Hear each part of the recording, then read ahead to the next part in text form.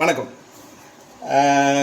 YouTube சேனலில் ஒரு சில மூத்த பத்திரிகையாளர்கள் பேசும்போது பேசுகிறாங்க, விஜய்க்கு அவரோட ஓட்டிங் பர்சன்டேஜ் எவ்வளோன்னு நிரூபிக்கலை, அதனால் அவர்கிட்ட யாரும் கூட்டணிக்கு போக மாட்டாங்க, 2026 விஜய் கதை அவ்வளோதான் அப்படின்ற மாரி ஒரு ட்ரெண்டை செட் பண்ணுறாங்க.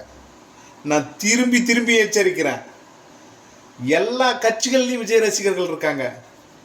விஜய் ரசிகர்களை சும்மா சர்வசாதாரணமாக நினைக்காதீங்க. ஒரு படம் வந்தாவே அந்த படத்தை அப்படி தூக்கி கொண்டாடுவாங்க.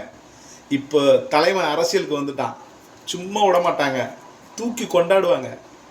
நீங்கள் நினைக்கிறீங்களா விஜய் ரசிகர்கள் ஒவ்வொரு கட்சியிலும் இருக்கான், சும்மா விட மாட்டான். 2026 நீ வேணால் எழுதி வச்சுக்க, நான் பேசுகிற பேச்சை வேணால் பதிவு பண்ணி வச்சுக்க. 2026 விஜயோட லீடு எப்படி இருக்குன்னு பாருங்கள்.